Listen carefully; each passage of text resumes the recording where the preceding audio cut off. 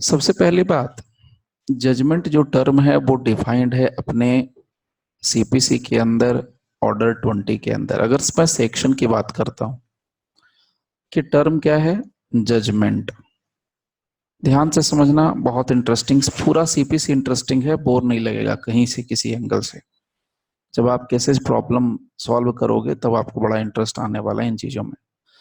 Judgement को अगर हम देखें तो दो जगहों पर इसको डिफाइन किया गया है एक तरीके से।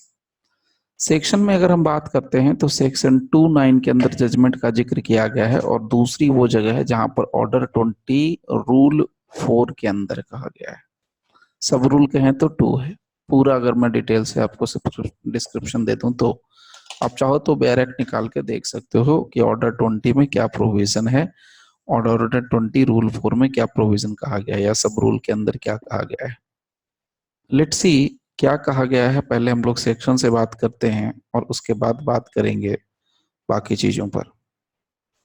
Now the first one is 2(9). यहां देखते हैं 2(9). जजमेंट क्या होता है? जजमेंट का मतलब कहा गया है कि judgement means the statement given by the जज। ए जज नहीं है, द जज है। सो judgement means the statement given by the जज of the grounds of decree और order. Statement given by the जज, स्टेटमेंट गिवन बाय द जज किस बात के लिए? Of the grounds of A decree या ऑर्डर। चलो इसको नोट करके समझ लेते हैं क्या माजरा है। Let's see.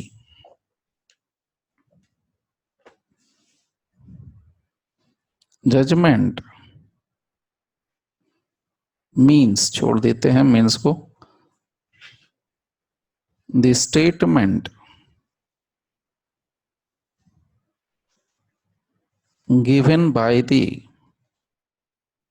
जज।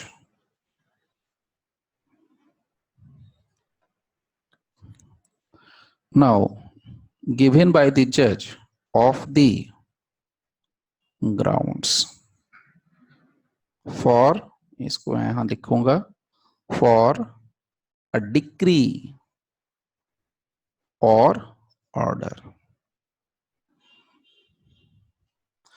Judgment means the statement given by the judge of the grounds for a decree or order. इसको समझना है, याद रखना है।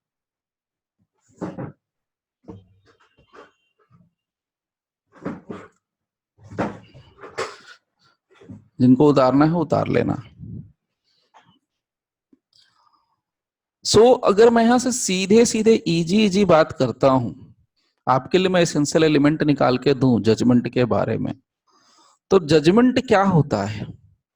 जजमेंट एक स्टेटमेंट होता है, और ये स्टेटमेंट कौन देता है? जज देता है। यानी कि जब कोई जज स्टेटमेंट देगा तब जजमेंट होगा। पहले समझते हैं एसेंशियल इंग्रेडिएंट क्या है। पहली बात तो एक स्टेटमेंट होगा, और ये देने वाला कौन होगा? जज होगा। गिवन बाय द जज, किस बात के लिए देता है? Of the grounds for a decree, decree के लिए क्या ग्राउंड था। ग्राउंड किसका ग्राउंड? डिक्री का ग्राउंड या ऑर्डर का ग्राउंड? डिक्री का ग्राउंड या ऑर्डर का ग्राउंड। कहने का मतलब बड़ा अब इसको मैं सीधा करके अगर आपको शेयर करूं बिल्कुल एक लाइन में, तो कोई जज किसी पर्टिकुलर डिक्री पर पहुंचता है, कोई जज किसी पर्टिकुलर ऑर्डर पर पहुंचता है, गिवन बाय द जज of the grounds for a decree, के लिए, डिक्री के लिए ग्राउंड, डिक्री के लिए ग्राउंड, ऑर्डर के लिए ground.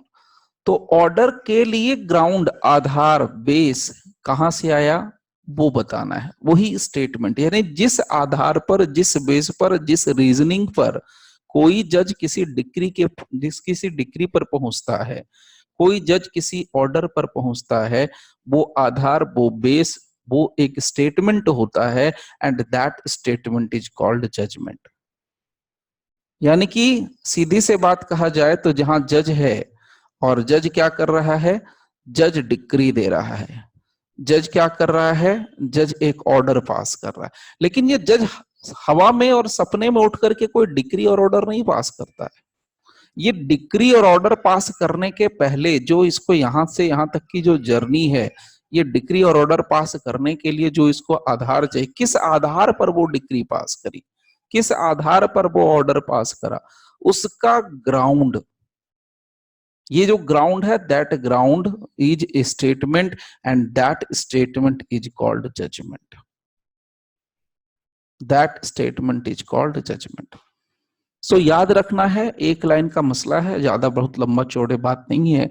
Simply you have to learn that judgement, एकदम यही लाइन याद रखनी है, जहां तक हो सके इसी लाइन को एज इट इज एग्जाम में लिखना है। सो जजमेंट इज नथिंग बट